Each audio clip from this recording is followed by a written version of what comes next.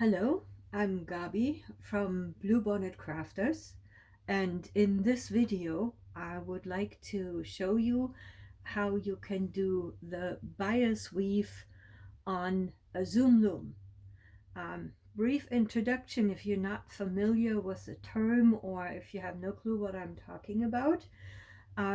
Let's start here with the zoom loom.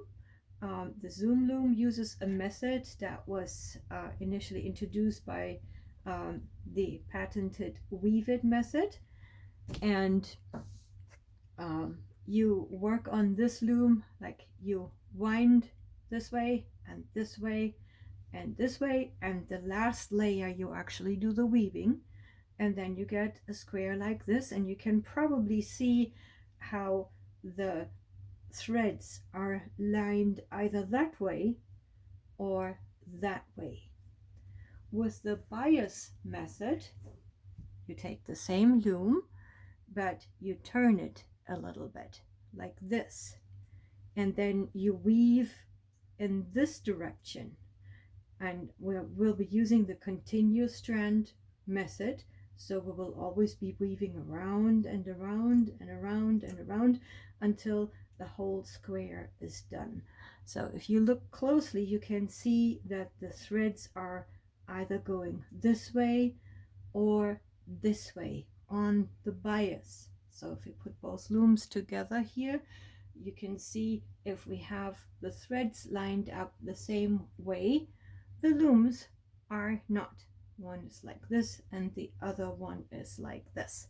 So, and I will show you how to weave this weaving method, the bias weave on the Schacht zoom loom. And this can be the Schacht loom, or you can use the original weave it loom, or any other loom that has these 3 pin groups that the weave it method is known for. All right, so that's one thing. I also have lined up a whole bunch of tools excuse me, and this is the needle that comes with the zoom loom. We may or may not use that. And then to weave this method you need at least 1 crochet hook, and I have as an example chosen an Afghan crochet hook, and it's a 3.5 millimeters. I chose 3.5 millimeters because that's the one crochet hook that still fits into between the larger gaps. You can see that right here, excuse me. And that will become relevant once we start weaving. Instead, so with these two, so the needle that comes with your zoom loom and an Afghan crochet hook size 3.5 millimeters, you will be all set. You can use other things or additional things. For example, I like to use a thin locker hook. This is a 2.75 millimeter locker hook. It has the benefit, and I'll show you this quickly. The benefit is that it has a slightly bigger and more pronounced hook area. I hope you can see this here. And I can use the locker hook as a hook and as a needle because it has the needle eye on the other side. Also, you might want to consider loop turner. And the loop turner is something, it's a long piece of metal. It's a little bit bendable. It's used in sewing to make thin loops. Special here is that it has one of those hooks at the end that actually close up when you pull them. So it's a little bit like rug hooking. And this is completely optional, but it might come in handy. Then you need a packing fork. You can use a kitchen fork or any packing fork that you want, and some scissors. And of course yarn. For my samples I'm using Caron Simply Soft, because that just shows very well on the zoom looms. And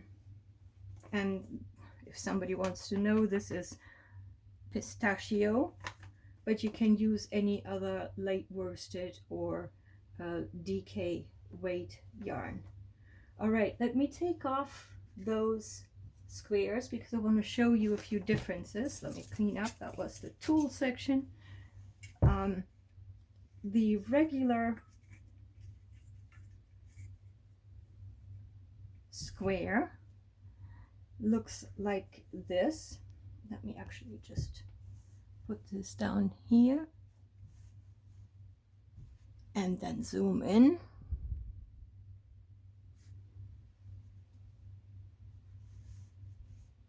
Yeah, okay.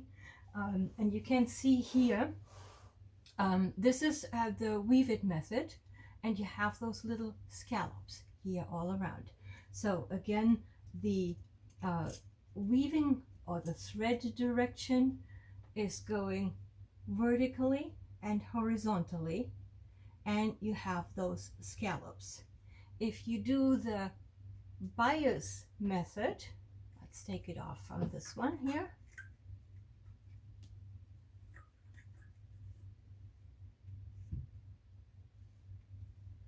And I'm just putting it on top of it here. On the bias method, you can see you have straight edges, no scallops. And the weaving direction goes like this or this, vertical and horizontally. However, if you match up the squares, you see how it shifts, okay? If you are a sewer, you have probably heard of bias tape. That's very often used to edge blankets. Why do people use bias tape? And let me just zoom out and I can show you. It has to do with stretch. So if we go back to our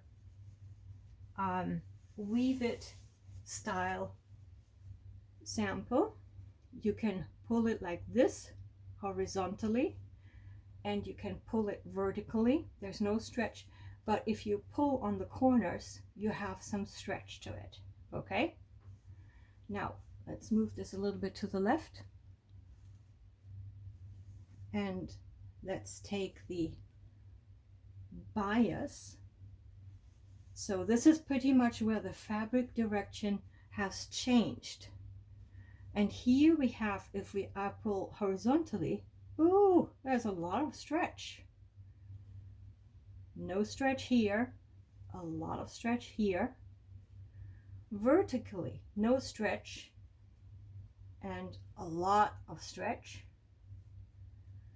Point to point on the classical weave it, big stretch. On the bias, no stretch. Can you see this? No stretch.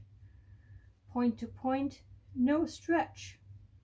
So basically, with this weaving method, you change the fabric direction and therefore also the characteristics or the properties on how this fabric will react.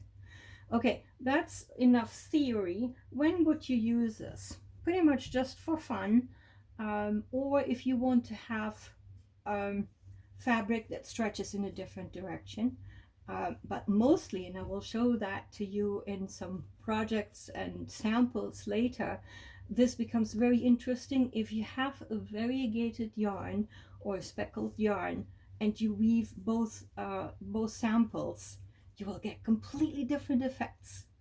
And that is where it really gets interesting.